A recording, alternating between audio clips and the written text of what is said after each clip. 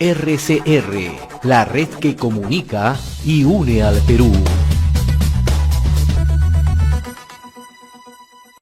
Queremos dar la bienvenida a esta hora a la señora Ana María Choquehuanca, que es la presidenta de la Asociación PYME Perú. En su momento ha sido ministra de la Mujer y Poblaciones Vulnerables, también congresista. Señora Choquehuanca, qué gusto saludarla. Gracias por atender esta comunicación, como siempre, a través de RCR. Muy gentil, buen día, ¿cómo le va? Buenos días al señor Hernández y a nuestros amigos de RCR Perú. No, los agradecidos somos nosotros. Bien, el gobierno acaba de eliminar la suspensión perfecta de labores, ¿no? Y va a entrar en vigencia el 2 de octubre, ¿no?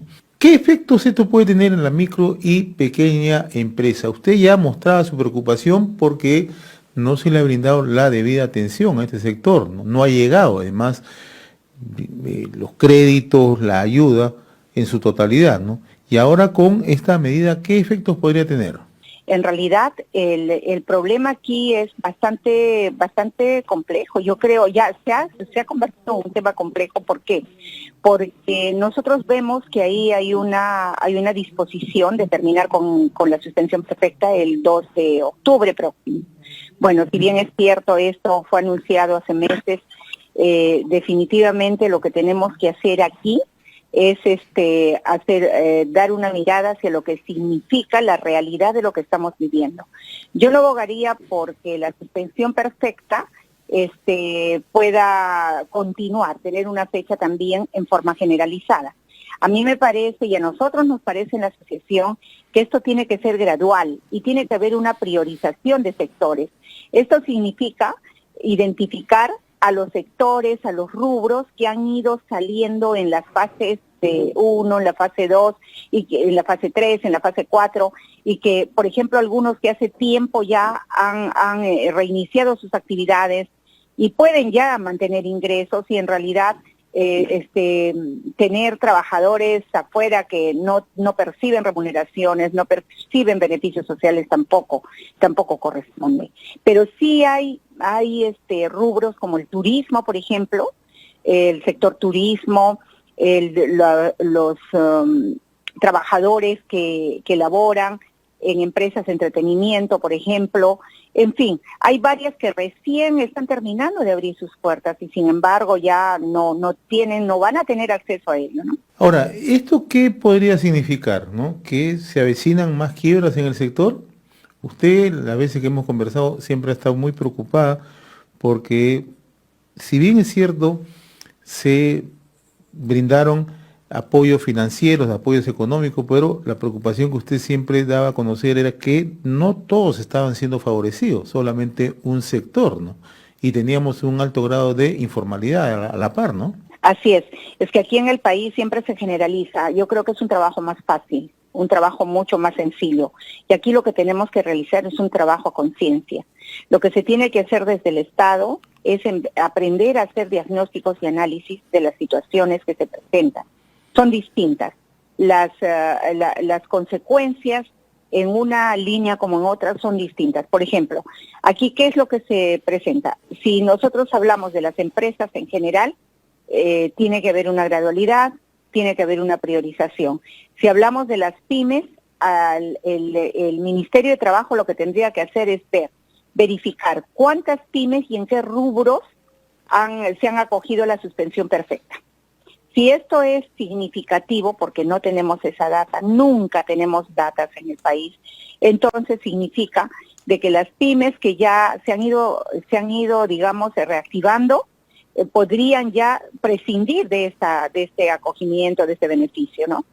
Pero definitivamente ahí nosotros tenemos un problema de que hay otras que no solamente han cerrado, sino de que además esta sería pues un motivo para que para que ellas quiebren, o en todo caso también a nivel general se van a producir los ceses colectivos, ¿no? Buena apreciación la suya, ¿no? O sea, ¿eso qué significa, señor Choquehuanca? Que nunca hubo una priorización, nunca se miró qué sectores estaban activando en la recuperación económica y otros que ciertamente se han visto más afectados. Nunca se ha hecho esa priorización, no hay una data, no hay una información sobre el particular. Y lo otro, ¿ustedes han sido consultados en algún momento por el sector, funcionarios, el propio ministro de Trabajo? No, no hemos sido convocados. Yo participé en una reunión que tuvimos con el ministro de Trabajo hace más o menos un mes, ¿será? Pero, bueno, se habló de una presentación, de ver, allí se le enfocó el tema de la PYME también, en forma general. Nosotros esperamos tener una reunión con él, pero yo creo que aquí en el país lo que se tiene que hacer es no solamente seguir en la línea de gobierno, de Estado, perdón, sino también mantener esa misma línea en el gobierno. ¿Qué es lo que quiero decir? Que el Estado permanece siempre con lineamientos, con políticas que se siguen, que deben continuar en los gobiernos de turno. Por ejemplo, en el gobierno anterior, ¿qué se hace? Se identifican las fases de los sectores que pueden ya salir, ¿no es cierto? La fase 1 salen tales rubros, la fase 2 salen tales sectores, para poder reactivarse y tener libertad de poder activar sus empresas. Pero no es la misma línea la que se sigue en este gobierno. ¿Por qué? Porque vemos y damos, a ver, la suspensión perfecta se terminó para todos, pero ahí es donde falta una mirada mucho más específica, mucho más especializada en lo que significa el estado situacional de los rubros y de los diversos sectores que hay en el país. Y vuelvo a repetir, el turismo, sin ir muy allá, no necesitamos hacer un diagnóstico para saber que ellos hace año y medio no reciben ingresos, que este sector está totalmente rezagado, o sea, se quedó ahí antes de la pandemia. Ahora es cuando empieza recién un poco a reactivarse el turismo local, empieza, digamos, el cierre de fronteras, ya empieza a abrirse, pero todavía no está preparado para poder, digamos, de repente recibir a sus trabajadores, poder darles una remuneración. Si no hay ingresos, ¿de dónde? Todo funciona en el país y en todos los países con oferta y demanda. Y la demanda para algunos sectores es escasa en este momento. Yo no puedo generalizar y decir, la quiebra de las pymes es inminente por la suspensión perfecta. No se puede, digamos, generalizar. Se tiene que ver una posición en este aspecto, sobre todo de la suspensión perfecta, que sea priorizada y gradual. Esa es nuestra posición. Ahora, el otro aspecto que no deja de preocupar es la informalidad, que siempre hemos conversado con usted, ¿no?